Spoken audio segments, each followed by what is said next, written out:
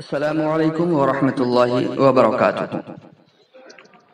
میں اپنے مسلمان سنی صحیح العقیدہ بھائیوں کو ایک انتہائی اہم اور ضروری مسئلے کی طرف توجہ دلانا چاہتا ہوں۔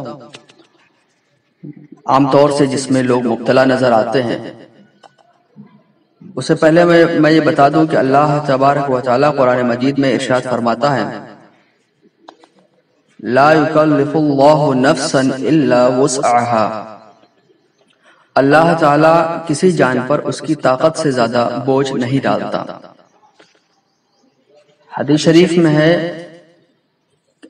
ان الدین یسر، دین آسان ہے۔ تو میری گزارش ہے کہ آپ اور ہم مل کر کے مسائل نہ صرف سیکھیں بلکہ اس پر عمل کریں، تاکہ لوگوں کو معلوم ہو کہ یہ شریعت کتنی سہل اور کتنی آسان ہے، اور اس کو ہم اپنی حرکتوں سے اس طرح نہ پیش کر دیں کہ لوگوں کو یہ لگے کہ پتہ نہیں اتنی سخت شریعت اور کیسے اس پر عمل ہوگا، کتنا دشوار ہے یہ۔ تو ایسی حرکتوں سے بچنا چاہیے۔ انہی حرکتوں میں سے ایک حرکت یہ ہے کہ ابھی رمضان المبارک کے یہ ماشاءاللہ روزے چل رہے ہیں، اور لوگ بار بار تھوکتے نظر آئیں گے آپ کو۔ تو یہ بار بار تھوکنے کی جو حرکت ہے، یہ انتہائی غلط ہے۔ البتہ یہ ضرور ہے کہ تھوک کوئی جمع کر لے منہ میں اور پھر پی جائے، تو یہ ایک ناپسندیدہ مکروہ کام ہے، پھر بھی روزہ نہیں ٹوٹے گا اس سے۔ لیکن تھوک منہ میں بن رہا ہے، اسے آپ پیتے جائیں۔ یہ تھوک آپ کی صحت کے لیے بھی فائدہ مند ہے، طبی اعتبار سے بھی، ڈاکٹری اعتبار سے بھی، اور اگر ہماری شریعت کسی چیز پر منع نہیں کر رہی ہے اور یا اجازت دے رہی ہے، تو اس کا مطلب وہ آپ کے لیے فائدہ مند ہی ہوگا، یا کم از کم نقصان نہیں ہوگا۔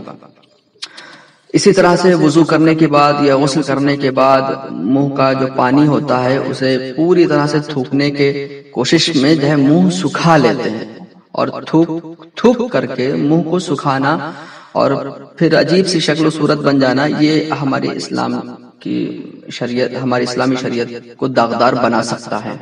لہذا مسئلہ ہے بہار شریعت حصہ پنجم، پانچواں حصہ، اس میں کن چیزوں سے روزہ نہیں جاتا ہے، اس باب کے تحت یہ مسئلہ دیا ہوا ہے کہ آپ نے وضو یا غسل کیا، اس کی جو تری منہ میں جو ٹھنڈک باقی رہ گئی، وہ آپ اگر نگل جاتے ہیں تو اسے روزہ نہیں ٹوٹتا۔ پانی پینے سے روزہ ٹوٹتا ہے، لیکن کلی جو آپ نے کیا، اب اس میں ہلکی سی تری رہ جائے گی، تو اس کو اگر آپ پی جائیں تو روزہ نہیں ٹوٹے گا۔ اسی طریقے سے جو تھوک بن رہا ہے مسلسل، آپ اسے پیتے جائیں تو یہ جو ہے روزہ نہیں توڑے گا۔ اب رہ گیا مسئلہ کھنکھار کا یا ناک بہنے کا، تو اسے بچنا چاہیے، کیونکہ وہ چیزیں پھینکنے کی ہی ہوتی ہیں، تو پھینکنا ہی چاہیے۔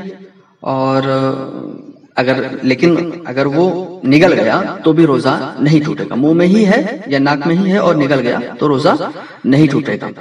اور لیکن ان سب چیزوں میں اس بات کا دھیان رکھیں کہ اگر تھوکنے کی ضرورت پڑے یا کھنکھارنے کی یا ناک صاف کرنے کی ضرورت پڑے تو احتیاط سے کریں، لوگوں کے سامنے اس طرح نہ کریں کہ لوگوں کو خراب لگے، ان کو تکلیف ہو۔ اسی طرح سے اگر کوئی گرمی ہے اور اس میں اپنے جسم کو ٹھنڈک دینا چاہتا ہے، وضو کرنا چاہتا ہے ٹھنڈک کے لیے یا غسل کرنا چاہتا ہے ٹھنڈک کے لیے، تو اس کی جو ٹھنڈک اور تری اس کے بدن میں محسوس ہو رہی ہے، اس سے بھی روزے پر کوئی فرق نہیں پڑتا ہے، اور ایسا کر سکتے ہیں۔ لہٰذا آپ ان مسائل کو لوگوں تک پہنچائیں، اور ہماری شریعت کی جو آسانیاں ہیں وہ آپ بھی حاصل کریں، اور دوسروں کو احساس بھی ہو کہ یہ اچھی شریعت ہے، اور ایسی کوئی حرکت نہ کریں جس سے جو ہے ہماری شریعت کی صورت بگڑ سکتی ہو۔ واللہ اعلم بالصواب۔